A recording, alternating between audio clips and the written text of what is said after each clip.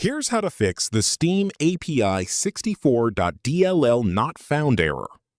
Open your browser and search for Steam API 64.dll download. Go to the zip file downloads, open it, and right-click on the DLL file inside. Select Extract All, choose your desktop as the destination, and click Extract. Go to your desktop and right-click on the extracted Steam API 64.dll file and click Copy. Open File Explorer and navigate to C Drive, then Windows, then System32. Right-click in the whitespace and click Paste. If a security prompt appears, click Continue. Then go back, navigate to C Drive, then Windows, then syswow634 and paste the file there as well. Click Continue to confirm.